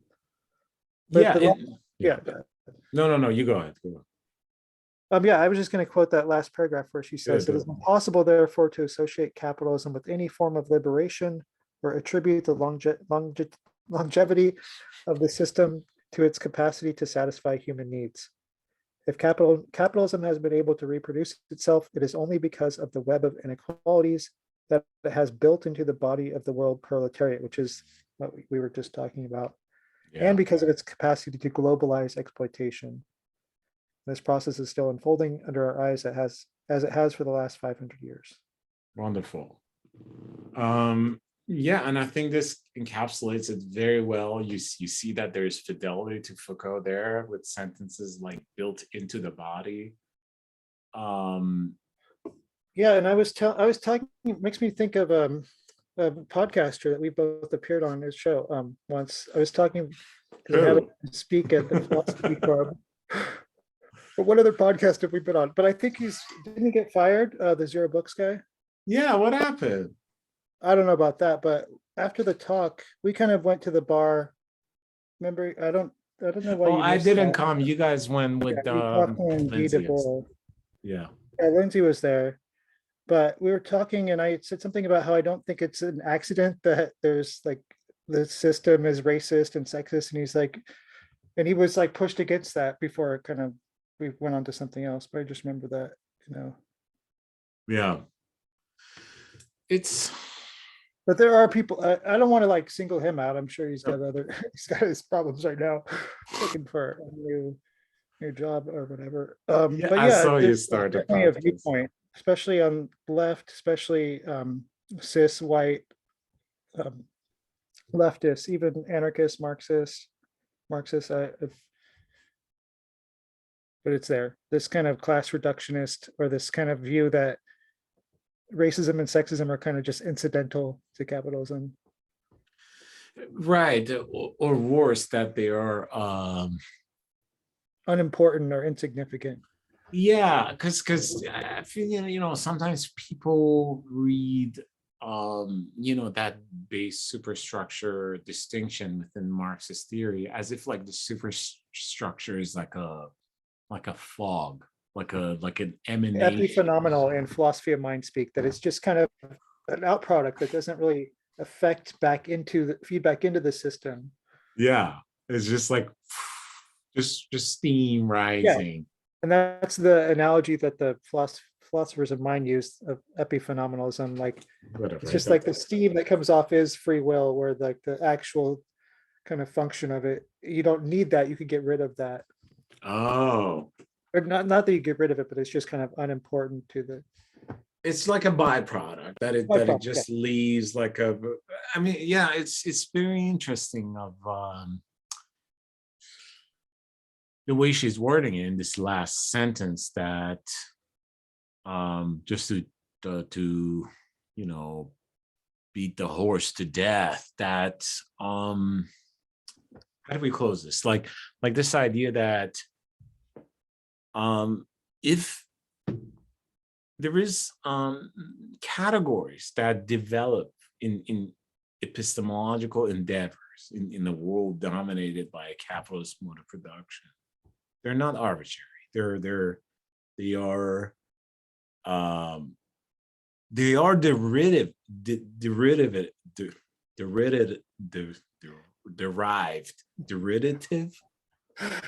I'm really I struggling. think that's right. Yeah, I can't even think about it. But they're derived from these base relations. But they loop back in, like they have a purpose, right? Like you don't have the woman category and you don't burden it with all these characteristics and essences and dispositions accidentally. They have a function. They have, and specifically, they have a labor function, and specifically, they have a labor function of that relates to reproduction. Now, she can also be working at the same time, right? Yeah, but And race is in there too, 100%. Yeah, yeah, like that's why I like that she calls it a web of inequalities. It's not a tower or pyramid of inequalities. It's kind of interconnected. right. Yeah. And then, it makes me think of, I don't know, Ship of Theseus maybe, or something I think we've talked about, like, how do you kind of change, would you repair a boat that you're standing on? Right. We're in the web and we're trying to kind of pick out pieces of it and say, this is the important thing. But I don't know, the only way I think of ending it is like the last sentence is, it does bring in some hope there, like that Sure. resistance has achieved a global dimension these days. We keep saying this. I mean, it's true. I mean, I think that's the most Marxist statement there, and Marxist more of like pamphlet Marx than Grundrisse or something. Yeah, Marx. Communist Manifesto Marx. Communist Manifesto of Marx. That look, Marx. Some people say, oh, there's like automatic conscious racing that happens on the capitalism. Bullshit. Marx said that, at least Marx said that. But there is this inevitable, still requires conscious human action that, look, more and more of you will become proletarian, more and more of you become destitute, more and more of you will see your condition, more and more of you recognize that, oh, the person next to me, he's actually in the same boat. She's actually in the same boat. They are in the same boat as me, and we got to it's not that it just is automatic. It's that you're kind of, your options either narrow to like, this is your only choice, like socialism or barbarism, or right. It becomes more clear, like the veils or the scales start to drop away from your eyes. Yeah, I like to think that you like labor movement of sucking congressional dicks for like paycheck raise. Like people are gonna do that for so long only, and it's wait, you and I are we're kind of we grew up in the century of capitalism, so we're historically babies of a historical period, but at some point, and I think like how people are quitting their jobs, it's not a prophecy or anything, but it does indicate something that to that Marxist notion that, look, good enough amount of people recognize something and enough of them seek others for social change. Now, those social changes might might not work, might be misguided, might suck, whatever. But antagonism does arise, and that's due to the conditions which, yeah, bring this knowledge up. Yeah, Yeah, there's just so, I don't know, so much I wanted to say, but like you do brought, it. like I'm thinking of Graeber, bullshit Oh, job, and like the yeah. idea that like, and even this, I don't know if you've read this one. It's really, really kind of something I think about a lot, especially with the science fiction. It's called Four Futures by Peter Fraze. I have, yeah. Caliban. Yeah, just these kind of futures we're going to get into, the unequal ones. But yeah, because I was thinking of last year, or was it the year before? I don't remember. Time has been weird Who with the knows? pandemic, but the protests, because people weren't working, then there was these massive protests. Even in my hometown, it's pretty rural and conservative, Yeah, marched up the main street like a bunch of people. yeah. So when people aren't kind of constantly on the edge of survival, like they can get together. And I thought too of climate change being this other kind of pressing thing that is like really hard to ignore, or growing more and more hard to ignore, no matter what the explanations or kind of, or minimalizations by that capitalists are trying to give. Yeah, and it's Whether that's saying it doesn't exist, or look, we'll fix it with this new technology, just keep going to work, we'll take care of it. right. And the discussion when the riots were happening is the politicians, everybody, left and right, go on TV. It's like people got to go to work. People go, oh my God, we got to find a way. We got to loosen the systems. It's okay if they spread the disease. Which, what was the last time I saw this reaction? 9/11, right? George Bush went on TV. He's like, please go shopping. Here's $600. But I like the like I was going to bring this up earlier when you said you have to work. Well, they don't really explain what that have means. Does that mean we have to go to work because we need to get paid and get money to live? Usually the case, or we have to work to keep the system going, or Yeah, you have to work because it's some kind of inherent tendency in humanity to want to work and do something, bullshit. which may I might know be my true, nature. which might be true. Like this is work technically, but they're talking about like labor, Labor. or yeah, Wage labor, yeah. right? That's, I guess we should have said this in the beginning, like these terminologies of like work. Like, look, when I sit down and I'm like drawing a bird, with a little pen or something, I'm working on something, I'm writing a paper, or I'm reading this to get prepared for a podcast. Like, those are great. I'm like expressing myself, or this thing in me, and I'm looking back at it. I know it's mine. It's very different than wage labor, right? Where you're just like, hey, go work for this thing. It's a corporation. You don't know who runs it. You don't know how big it is. You don't know who's in it. You don't know your place in it. You just know you're in the bottom. I know your product, what you made, Absolutely not. and it's Yeah. not connected to you. Yeah. Then like, yeah, And we should talk about those. And I'm sure she'll cover it. I mean, you've read a little bit of it, but we should get into those. But yeah, let's the next chapter gets very historical, which and is about like that kind of transitional period from feudalism to capitalism. awesome. It's fun. Cool. Okay. I'm gonna pause this, then we can say goodbye and stuff. But yeah, so next time we'll do chapter 1. Maybe we'll do all of it. Maybe you have to do some of it. I don't know. It's a big one, but we'll just do it in the same format. Bye, y'all. Yeah, bye. You want to say hi bye to the internet? No one's listening. Bye. Follow me at Fun Charge on Instagram. Uncharge? Fun Charge. Fun charge. Follow them, guys and gals. And they. Do I push